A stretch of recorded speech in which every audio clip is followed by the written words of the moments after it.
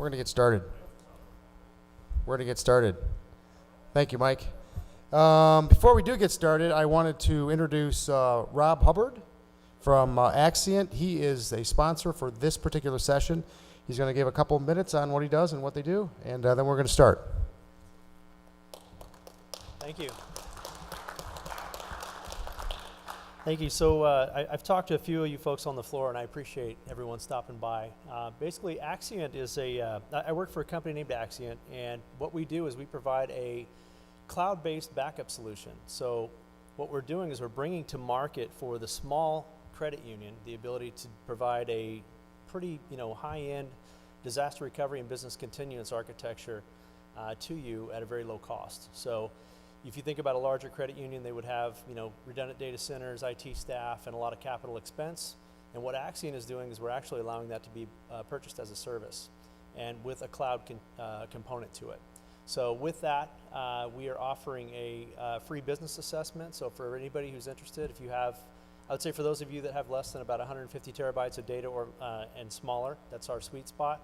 Anybody bigger than that would be too big for us today. But if you fit that demographic and you're interested, you can stop by our booth. We're giving away a free trip to Hawaii. We're going to pull a business card and draw a name out of a hat for that. So in the spirit of worry-free IT, we're going to send you to Hawaii. So thank you for your time. I appreciate it. Robert Hubbard with Axient.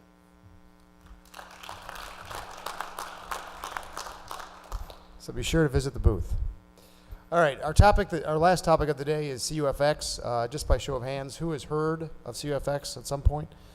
All right, so we got it pretty good. So most people are at least somewhat familiar. So kind of this is kind of a dual purpose thing. First of all, just for those who haven't heard it or don't really understand the baseline, we're going to spend just a very, very short amount of time explaining at a very high level what it is.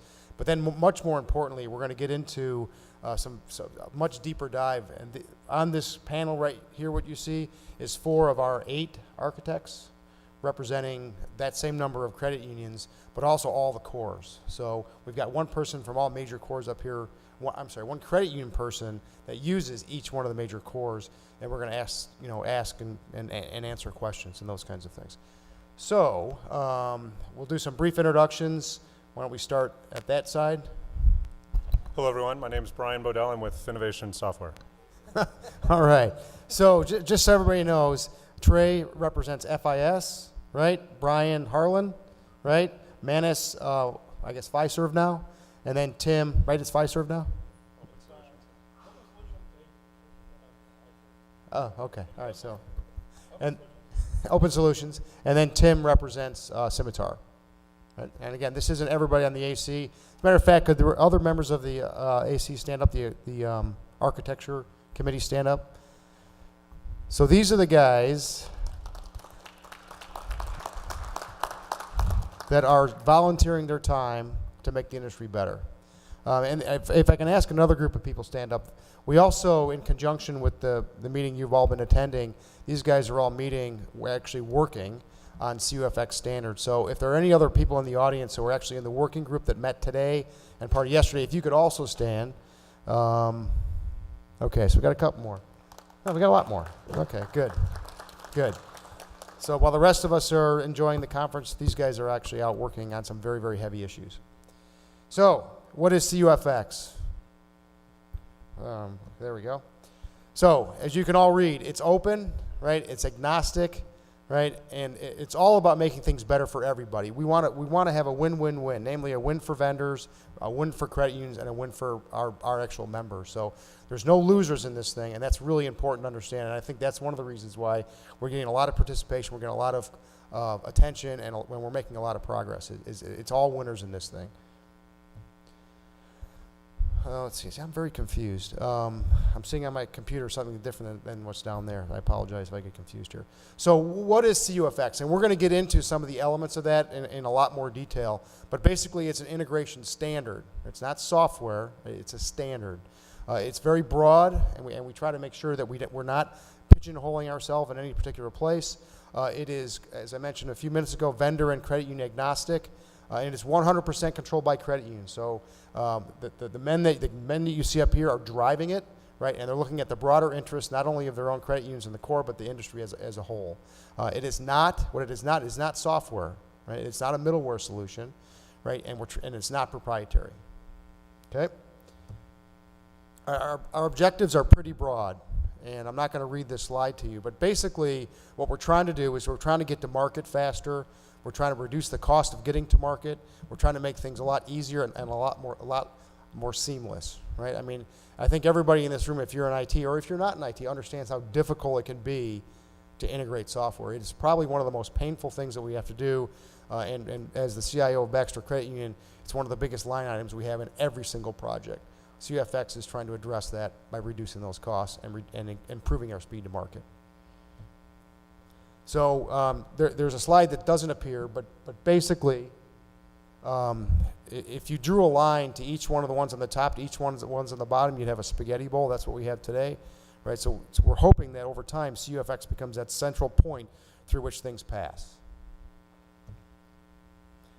And as I mentioned a few minutes ago, we're looking for a win-win-win across the end user, the credit unions, and also the core providers. And I can't overemphasize the importance of win-win-win in this situation, because that is truly what we're trying to do. We think that CUFX can bring great benefit to everybody. If you look at it from a core's perspective, they spend a lot of time worrying about the plumbing. We're Scimitar clients, and I think last I checked, there were like 800 interfaces that they had to write. And that's not productive use for them. That's not good for us. If we can get it down to just a few, namely if we can get CUFX across the whole industry, a whole bunch of stuff goes away, and we can focus on things that are a lot more innovative and really improve our speed to market. So what I'm going to do now is I'm going to hand it over to Leonard. And for those who don't know, Leonard is full-time working on CUFX. He's a wonderful advocate for it, and he really helps these guys kind of coordination and keeping things going. So Leonard's going to take over from here. Thank you, Jeff. Thank you. So I just want to talk a little bit about the organization that we have in place, give you guys an idea when you hear about CUFX, all the different people that are behind the scenes doing that work. We've got a steering committee, and this is kind of a higher level executive group of people. They sit on a two-year period, providing guidance and governance to the group. I meet with them each week. So each week I'm on the phone with these guys at least an hour, sending them emails, harassing them, asking for guidance in different areas for CUFX. Just quickly, Heather Mosher, Jeff Johnson, John Best, Mike Atkins, Brian Bodell, and Belinda C. They are fantastic to work with, and they're making a very big difference at a high level. It comes from the top down, and they give that very clear, very concise direction on what the best way is for us to go. We've also got some team members we've involved. A key piece of this is involving the different cores, and we're focusing, we know there's a lot of cores out there. We're very focused on some of the larger cores, and we've got representatives both in the working sessions and kind of at a higher executive level as well. We've got architects committee, so kind of at a high level, we've got the governing group, and we've got a core advisory group, and then down one level, we've got the architects level, and we have several processes. CUFX has been around for a while, and we've got some very clear, defined processes from, hey, this is an idea of what we think this handshake should look like, all the way over till after the architects group has blessed it and said, yes, this is appropriate, this is structured correctly, and then when we invite everyone in the industry to provide input and say, yes, here, that's definitely good, or we have an RFC process where we get and solicit information from everyone in the industry. So we've got an architects committee, and they donate their time, a couple of hours a month for a dedicated meeting. They're also on the working sessions, and then they're also there, my escalated line, my direct line, when I have technical questions, or I can facilitate meetings between credit union and vendors that have questions about the standards, kind of technical stuff. I'm not a coder, and I have the architects committee to lean on for those pieces. We've also got the working groups. So that's really the meat and potatoes of where we get a lot of things done. We kind of break things into roughly 6-month projects, and we're just finishing up a 6-month project with that was focused on online banking, mobile banking, IVR, and we had working groups, roughly about 40 different people. So pretty much every week for an hour a week, we'd meet with these working groups in the various Team Blue, Deep Space Nine with Tim, Full Circle, Team Red, a little less imaginative there, but all hardworking team members working hard on a regular basis to build out those handshakes. Right now, we've defined roughly 70 or 80 different handshakes in the industry, and we focused kind of on the core pieces to start with. We know there's a lot more to do, but we've got those core pieces all defined, and those are moved forward with these working groups on conference calls each week. We've got a huge base. We've grown almost, not quite, we've almost doubled our supporting base with credit unions that are participating and vendors that are participating this year over last year. I want to talk a little bit about our standards. So it was difficult, right? There's a huge amount of integrations, lots of products out there, lots of different interfaces, and we've kind of attacked it kind of in functional groups. We started with a personal finance management. We created a smaller group of objects for personal finance management, and then we focused on new member applications. And as I mentioned, we just finished up, we're going to have released for comment very soon, the online banking, mobile banking specifications. As Jeff mentioned, we started off this week, we're working on some of the little lighter, more fun stuff, the implementation support. So we're coming out with a whole set of tools that will make it easier for credit unions and vendors to adopt these standards. Hopefully a big jump start that'll literally chop days off of your project just because you select an industry standard, and there's data dictionaries and tool sets out there for you guys to use. We've also, this year, we've had a lot of activity. We've got several different credit unions and groups that are starting activities this year. We've been going for a year and a half, almost two, right in there, and Baxter was one of the first credit union groups to step out in the pack, and now we've got several others that are starting to, at different stages, proof of concepts, pilots, starting to work with these different standards. And this is huge for us right now. We've kind of come up, we've got this great big piece here that we'd like to work with, and some of these other vendors and credit unions are stepping up and doing implementations of the CUFX standards. Again, roughly 30 credit unions donating time and money, 37 vendors donating their time and money to the effort today. We've already had introductions on our panel. I'll pass the time over to Brian and let you move forward there. All right. Well, hello, everyone, and thank you again for joining us today. I know integration and certainly integration standards are about a bit of an esoteric topic, so I'm impressed all of you are here and interested, but it's esoteric but also important. As I think we all know, integration is, quite frankly, a pain in the ass, and it affects our members, you know, and it really causes a lot of time and cost to be unnecessarily wasted in the credit union movement. So as Jeff outlined as well, it's very important for the industry to come together and try to determine the best way to make integration a lot more efficient so you can launch products much more quickly and compete and serve the members very well. So what I was going to do is just start with the panel and start throwing some questions out there. We also wanted to open it up for questions a little bit later, so you can dive in on that. So the first question I had for the panel is really, again, to emphasize something that Jeff had mentioned that seems to cause some confusion in the business. But if one of you would like to outline how you see CUFX, you know, and really what's the difference between a standard and software? How do you see CUFX as being a standard versus software? I'll take that. So at Baxter Credit Union, for example, the software that we've built is a middleware solution that allows the different vendors to communicate with our backend systems. That's the software that's built. The standard, though, by which the communication is occurring is CUFX. So it's basically saying the standard says use this field, this field, this field, and this field to communicate the data back and forth, and also here's how you manage the security around that conversation. Yep. But the actual software that we built really has nothing to do with the CUFX effort. It's not like we're trying to sell that software or we're trying to produce it for anybody else. Yep. We're doing it internally for ourselves. For vendors that are creating solutions that use the CUFX package or the CUFX standards, they're creating their own software, but it really it's just to support what they're trying to do.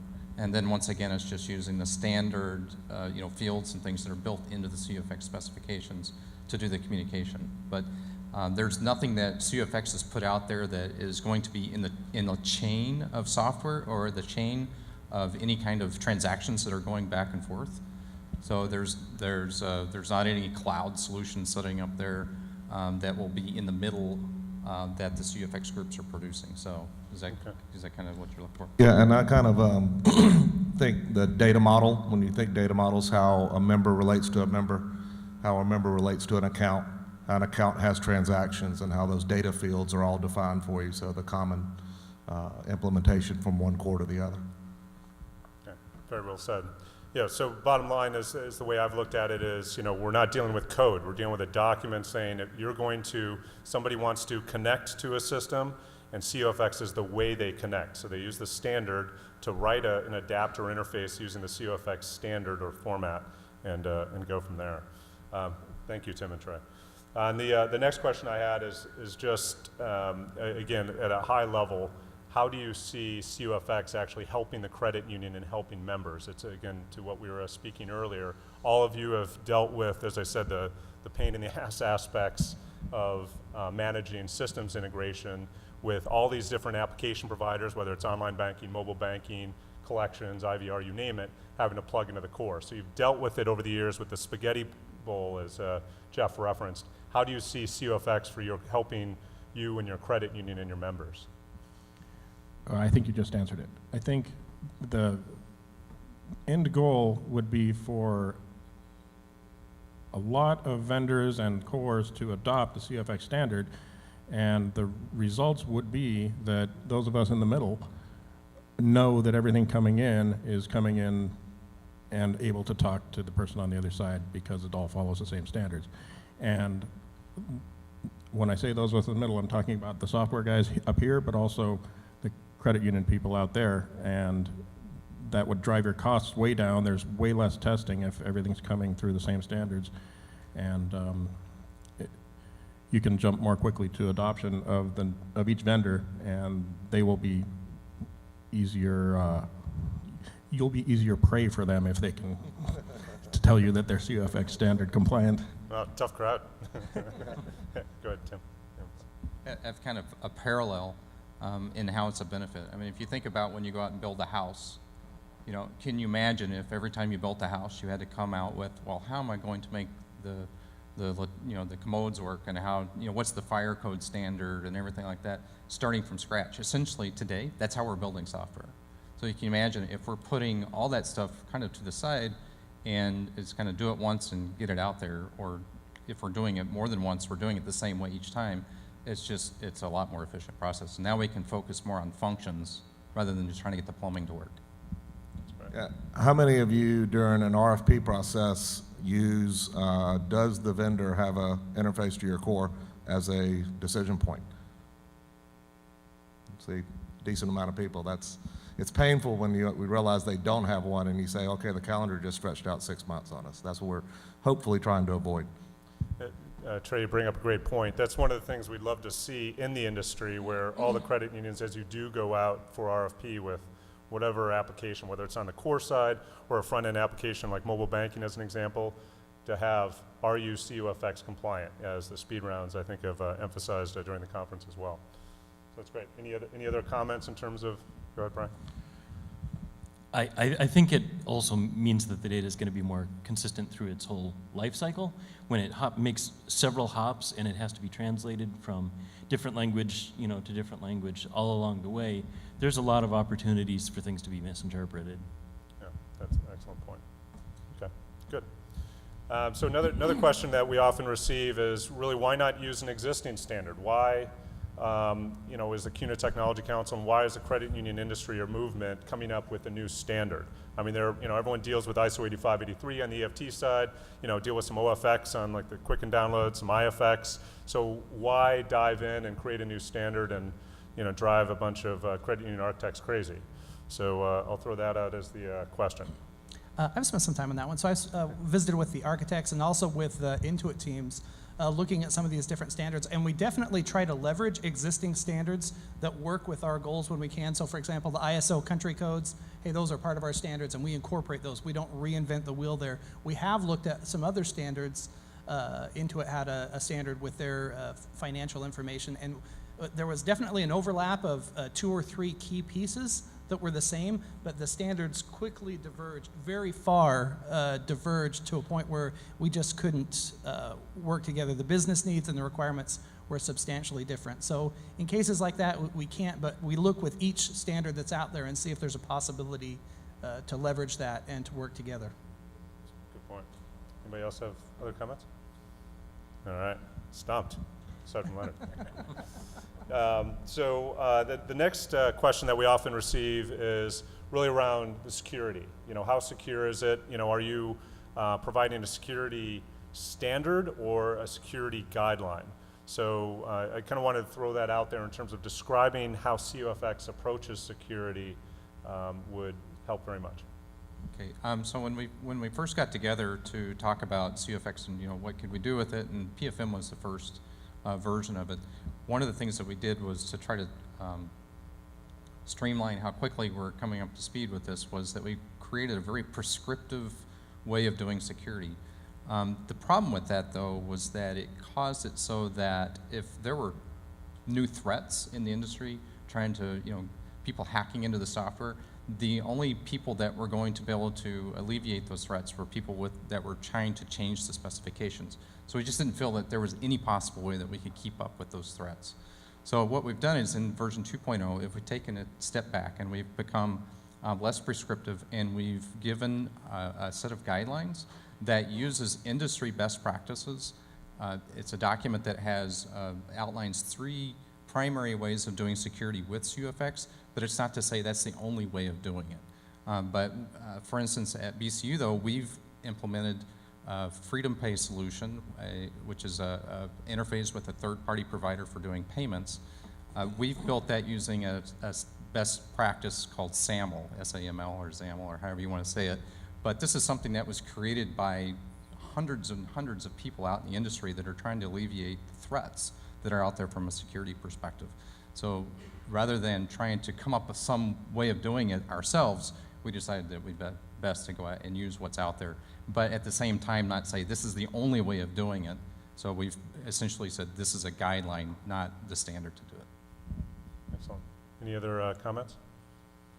So, and that does come up frequently, so it's pretty important. One thing Leonard and Jeff have pointed out in the past, though, you know, there's a website, cufxstandards.com. I don't know if many of you have been to it, but you are able to go in, obtain the specifications, including the security guidelines, to review and, of course, you know, provide input to the team as needed. So shifting on to the implementations, as I think we all know, you know, being on kind of the IT side, that you know, software and solutions are really kind of BS until they get into production, right? So you can talk about demos all you want, you can talk about testing, you know, which is all very important, but until it gets into production. So CUFX, I wanted to just ask, you know, there have been some implementations, it is in production, there are many implementations in process, so I wanted to just ask the panel in terms of what are some of the learnings that everyone has seen with, you know, both preparation for going into production and, you know, in process of, and then going into production. What are some of the learnings with implementations of CUFX? Let me share with just one procedural piece. So we have come across, we definitely want to be responsive. And like you said, we know, hey, this is very theoretical with some of the stuff till it goes into production. So we've set up some processes to have quick turnaround. We know that we'll need to be very responsive as different credit unions and vendors start to implement this with their groups. Both from a documentation and support point of view, but also from, hey, we just noticed that you guys maybe missed this attribute. How fast can you get an official version released to us? So we've spent a lot of time talking about those concerns to make sure that as we move forward, we'll be very responsive and we can take care of those concerns quickly. With regards to best practices, I'll defer to some of the other team members. So lessons learned. With the Freedom Pay project, one thing that we found was that by using SAML as our security model, was that allowed us to get through the security process a lot quicker, as from a review perspective, because they felt very comfortable with some of those standards that are out there in the industry. Of course, that's a positive one. From a you know, a negative one, I would say that one of the things that you want to think of is as you're building these services, either you as a core provider or you as an application provider providing middleware, there is a little bit of an overhead in producing these services out there, because you got to think that I'm producing this service not just for this application. I'm producing this service out there for every future application that I'm going to build. So it's just not a one function and that's it. That's the only time I'm ever going to use it. I'm using this forever, essentially. And what came up today during our meetings, Leonard talked about the tools that we're going to embark on building to ease those integration points. That some of us want to use a WCF, some want to use JSON, some REST, Java, on and on. So hopefully what we come out with at the end of this next working session groups are a lot of tools to help ease those implementations, no matter what your platform is. Other comments? Any other learnings? Speaking for Fiserv OSI, one thing that I've learned without them having put anything out there software-wise yet, as far as there's no pilots or anything, but they have come to CUFX saying, we've been told by the credit unions we need to do this. So one of the lessons I've learned at this early stage is if you credit unions talk to your core, they'll come to CUFX and say, we apparently need to do this. So that's where we are on my core. And that would help us on this panel if we get more and more adoption by the cores, because we're constantly looking at, is the loan object really going to work in Fiserv the same way it'll work in Harlan, the same way it'll work? Have we missed anything? And we're trying really hard to stay as agnostic as we can be, and that's only going to work if we get as widespread adoption as we can. If I could just add on to that. So I have been following very closely with the advocacy pieces, and it's definitely a critical mass. And it's not, it's at the different levels too. The fastest adoption with the different systems out there that we see are when, some of the technical people from the credit unions talk to the technical people at a core, and some of the CIOs reach out to sales executives. When we get those multiple connections out there, it really makes a difference, and that's where we're seeing some big traction with all that interaction. So are you guys saying that the cores aren't going to do this out of sheer altruism? They need pressure from credit unions? Love will go part of the way, but not quite all of the way. Yeah, exactly. Yeah, Well, yeah, please, Brian. we received similar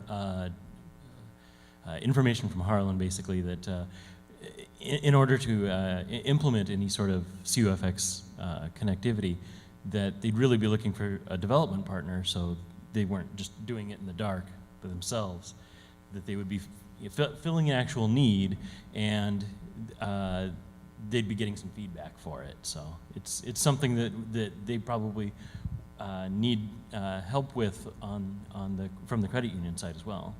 That's a good point. And actually, the next question I had was really how are the cores, responding to that? And I think, that answers it. I think again, to emphasize, it's very important that all the credit unions and vendors, work with the cores and work with as many cores, to Leonard's point, as possible to make sure that this is truly a industry-wide, vendor-agnostic, credit union-owned standard.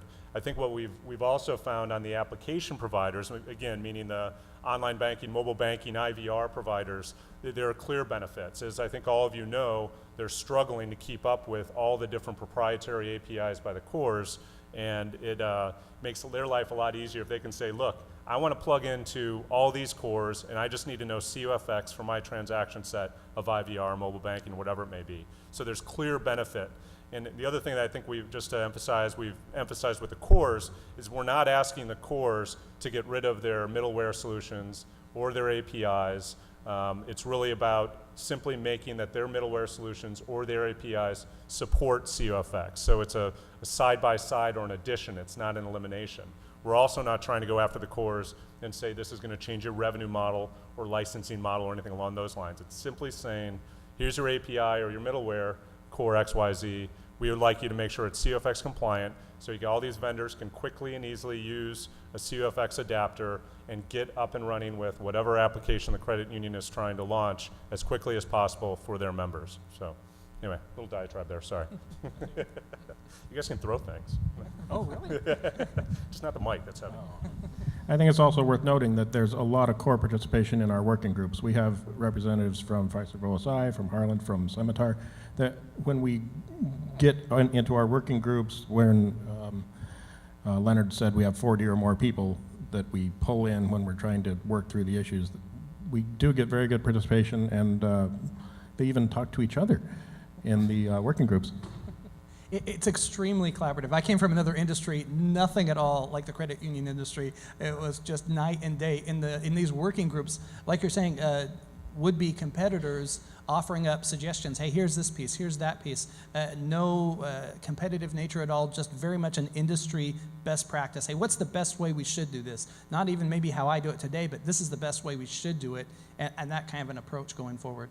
I think that's great to see. I know years ago, some of myself and a few of my colleagues participated in some of the IFX discussions with all the big banks, and it was interesting to watch, Wells, Citi, and Chase try to kind of stick it to one another on some of these panels. How they, it was. So it's nice to see this, and it is hard being a core.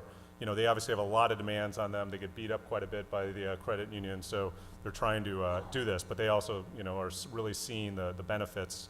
Of it should make their lives easier too, supporting COFX and supporting vendors that know COFX as opposed to vendors that are just learning, pathways, CMC or SimConnect or whatever it may be.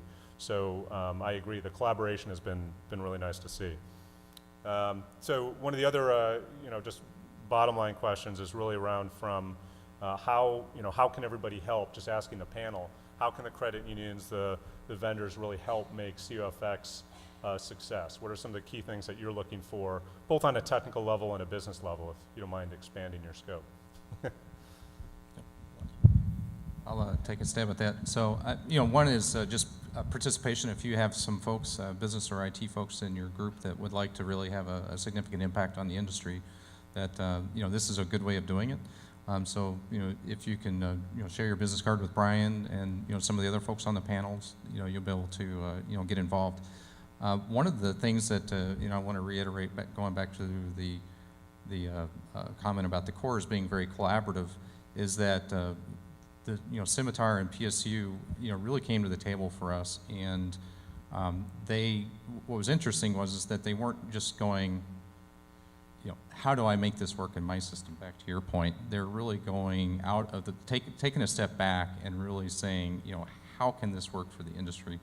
And I can't say how good that is for everybody. And so, if you're involved in these committees, don't just put your blinders on and say, okay, how can it work for my business? Think about every credit union out there, every vendor out there. Sometimes it takes a little bit of a stretch, but to be able to help, that is probably one of the key things that's going to make this a long-term and viable solution. I would repeat that if you talk about CUFX, both to your cores and to all the vendors that are sitting on the other side of that wall, I think that'll help us a lot. I think we'll get a lot more participation from anyone who hears the letters CUFX than we would if they had never heard it. So if you are walking through the booths and you ask them, are you working on a CUFX integration? They might not even know what you mean, but I guarantee they'll work to find out. And I'll just join with Leonard in saying anyone who wants to join any of our working groups, please come on up and hand your business card up. That's a great way to help us. That's a great point, Mass. Really quickly, so the working group right now that's really active is the online banking, mobile banking, IVR working group, correct? No, that one just finished up. And right now we're starting a brand new one, so it's a great time to come in. And it's not even a really technical 6 months we're planning. This is more geared, our current phase, towards helping with adoption and helping adopters know what they need to know about CUFX. So being on a working group during these 6 months would probably be a really great learning experience if you wanted to learn about CUFX, because you're learning how to teach it. Yeah, and when you say working group, we have several. So what are there, 6, 7? So we kind of divide and conquer, where we split up today. One group's going to tackle kind of the knowledge base role, another group tackling the tools, somebody else working with the web interfaces that might provide some more documentation. So we're not just a single working group. We split it up, split the task up. Good point. I think it probably also helps quite a bit to be specific about what you're interested in, where they should start, what sort of projects you're looking to solve. That's right.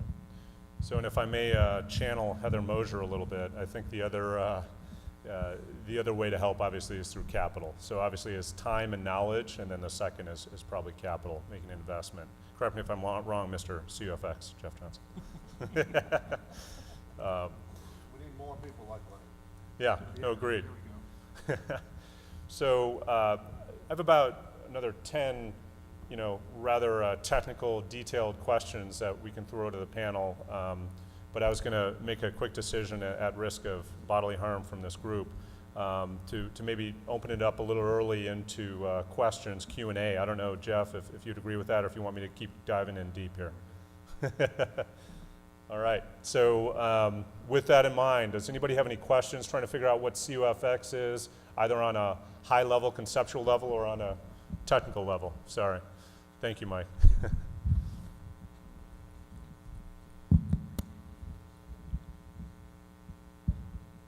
Hi, my name is Al Valerio. I'm with the Los Angeles Police Credit Union. I'm the IT manager over there. And first off, I want to thank you guys for being really the forefathers of making this happen. And I just also want to express my frustration on my end and trying to understand why is there not enough advocacy on the credit union as a whole on pushing this. And I don't know, does that contribute to really the ignorance on how credit unions really doesn't understand the efficiency and economy of scale that they can attain for, as a whole if they push for this? Because I only see 30 credit unions that are really pushing hard for this, and I don't know how many credit unions are out there, but you guys shouldn't be really asking us, but the credit union should be really pushing you guys and providing you guys the proper capital and resources to push this forward, because it does benefit the credit union as a whole. Its philosophical nature for where credit unions are coming from as a cooperative, I think this is like the high time. You guys mentioned that we've reached critical mass. 30 credit unions supporting this is not critical in my opinion. I think everyone should be supporting this. I think that's very well said. I think we're, in one of the key ways, we mentioned the support of time and knowledge, but we also, and capital as other ones. Another key way is if you have an implementation coming up for mobile banking, IVR, PFM, accounts, account opening, lending, any implementation, we'd really like to see you say, look, I would like to see if my mobile banking vendor will support CUFX going into my core and throw it into the project plan, because I agree wholeheartedly.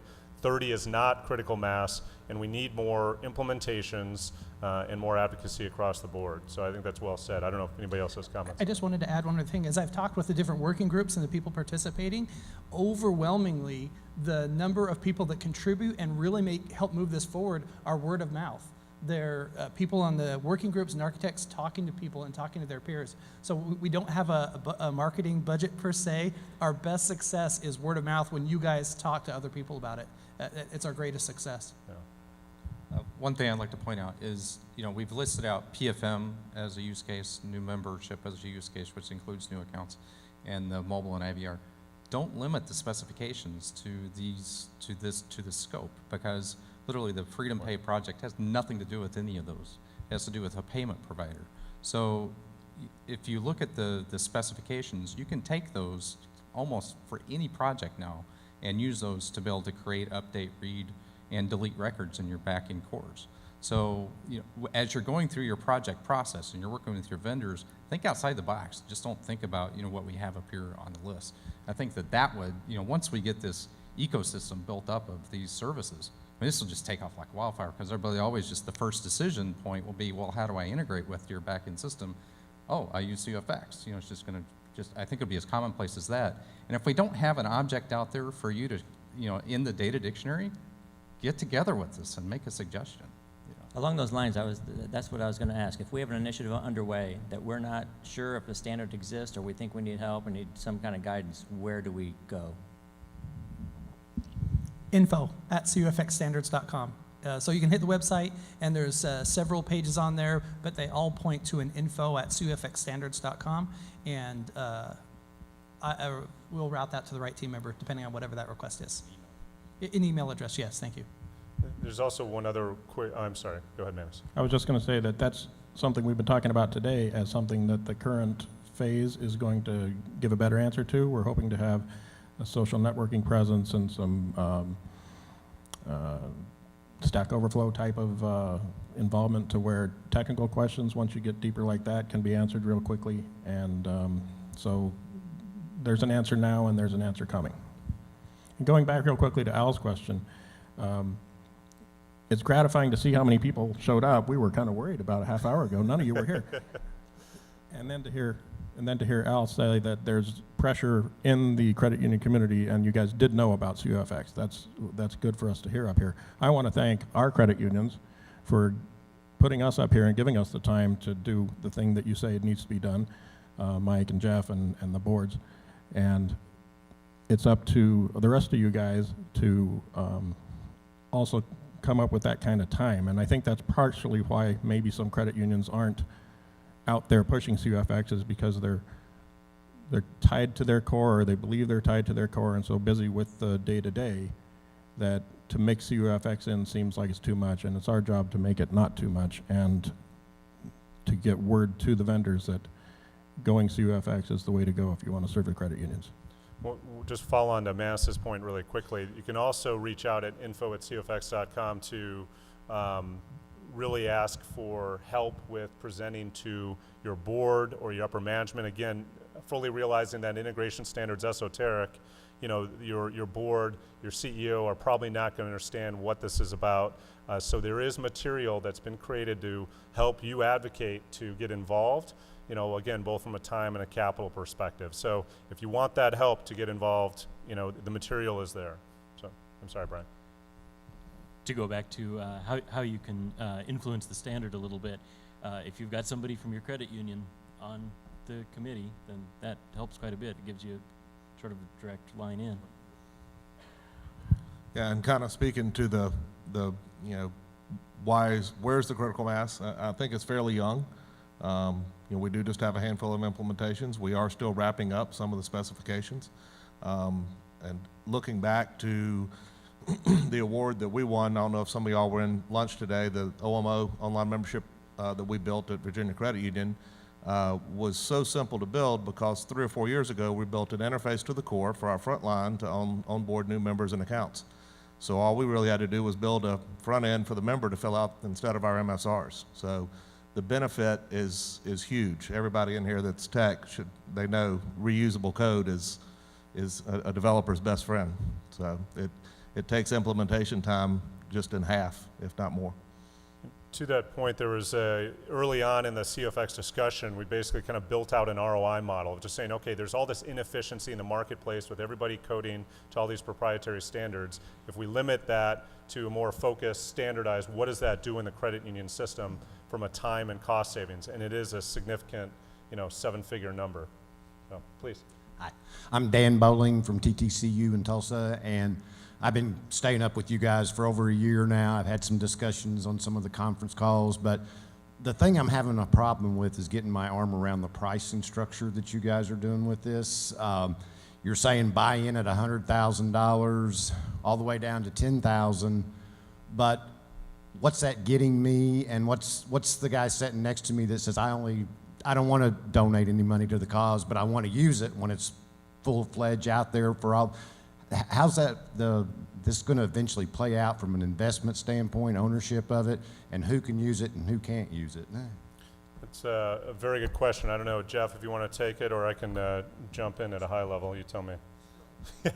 Well, Jeff can correct me if I'm wrong. So bottom line is, it's not, again, this is an open industry, you know, vendor agnostic industry standard. It's not about, if you put capital in, it's not about getting equity in the standard. It's really about putting capital in because you feel it's the right thing to do for the market and trying to help the overall credit union movement. So there's no association with capital and equity or anything along those lines. It's about putting capital because you believe in the mission, you believe in the inefficiencies in the market, and you want to help correct them, would be my off-the-cuff take. But Mr. CUFX, anything else? All right. Yeah, and I'll make a comment. I spent over 20 years in the banking industry and been with the credit union for almost 6 years now. And the difference in that type of sharing, it just blows my mind. Every time I talk to someone that wants to help me do something, I want to say the first few months I had a developer at Pittsford Federal Credit Union zip up a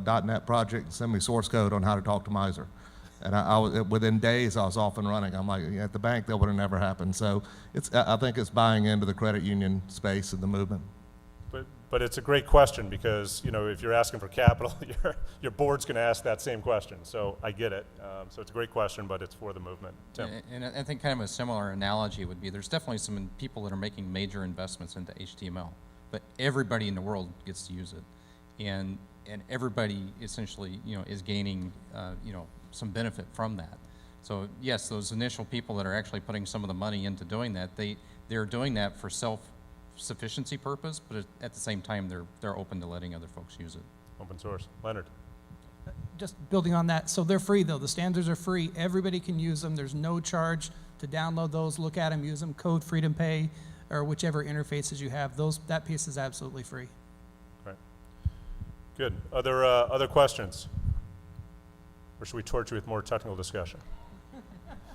All right. Sorry. Sorry, that wasn't nice.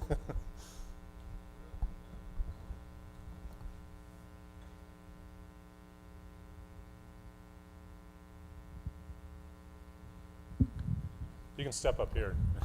We get it. Okay, what are some of the initial thoughts on certification, validation to ensure that that vendors or anybody who's implementing it is implementing according to the standard, not creating a COFX Prime or COFX Prime? It's a great question, a very relevant one, especially as you're coming to implementation. I Mr. think we Tibbles. spent almost 2 hours talking about that subject today. So if you're interested in having input, I'm actually leading up that working group. So what the, oh darn. So the goal of the certification process that we're putting in place is to make it so that people that are going to consume services or use services or even publish services are able to communicate how that they are able to use that, or how you're not either certified or not certified. There's degrees of being certified. And so what we're putting in place is a way that you can look at a vendor certificate that they have on the COFX website and find out how much of the actual standard do they support. And it will get down into field level verification or certification. So you can say, okay, for the account object, they do, you know, they have the balance, they have, you know, an account ID, et cetera, but they don't support this field, this field, and this field. So that'll enable any vendor that's going to be communicating with the core, or any core that's going to be working with a vendor to, you know, provide an application. They'll understand, well, what weaknesses do we have here? Do we need to extend our certification even further to make this relationship happen? And then it also makes it so that in the future, this is kind of a future enhancement, so that people could actually maybe even potentially search for vendors that will most easily fit on, you know, with the COFX specification with their implementation. Is that kind of where you're going?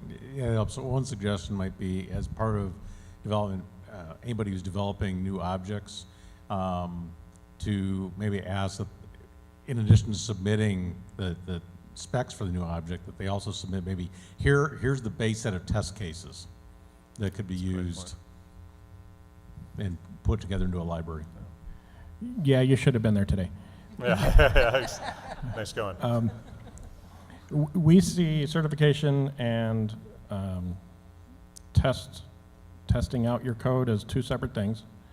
You can be certified to have the ability to understand and generate COFX objects, and that's one level of certification. And like Tim said, there's levels within that level to where we know that they are great with these particular objects, and that's all they use for their product, so that's all they got certified on, and that might be perfect for your need in that case. But when it comes to testing how you use those objects and how you receive and respond with them and what your software does while it has them, that's a whole, that was the entire afternoon. Yeah, it's part of the working group, and we want to be able to provide support for that to any vendor and any core, but it goes back to your very first question: what's the difference between a standard and software? And if we're going to prescribe, if you want to be using CUFX, you have to send and receive like this. We're now telling software people how to write the software, and that might not fit to this core, it might not fit to this vendor. We're about creating the objects and allowing you to be certified as users of them. Going back kind of to what you said, the HTML spec, it has a definition for what a form is, but everybody that writes one isn't going to have somebody look at it and say, yes, it works exactly like you wanted it to. So we're kind of trying to draw the line that answers your question as best we can right now. So you're now in the working group, so nice work. Oh, yeah. And Tristan is the guy doing the working group for the testing side of things. When we say it's two separate things, we put them into two separate groups to make sure of it. Excellent. Yeah, and I think it's important to note, we talked about differentiating whether you're a provider or a consumer. So the vendor that may be accessing those services certified as being a consumer of it, but then who's the provider that's talking to the back end? So kind of two separate certifications. Excellent. Excellent. Other questions or suggestions? Anybody else want to sign up for a working group?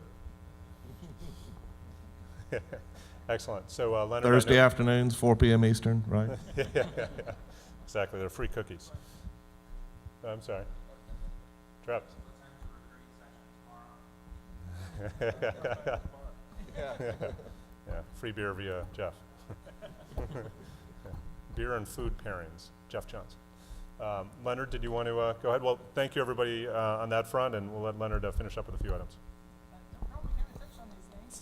Thank you, guys. I just wanted to touch a little bit more, just reemphasize some 3 key things, and you can hit these on our website. The participating in the working groups, having a team member on there, implementing them. That's our big drive this next 6 months, is getting people to implement these standards. So if you're doing any project in any way, shape, form, reach out to a team member of the AC or one of the governing group, and let's talk about what we can do to turn that into a CUFX project. And of course, the financial piece as well. So we kind of hit on those. Don't need to beat those dead horses. No, all good, good flavors of each one. Thanks to everyone for attending today, and look forward to your participation in the future. Thank you.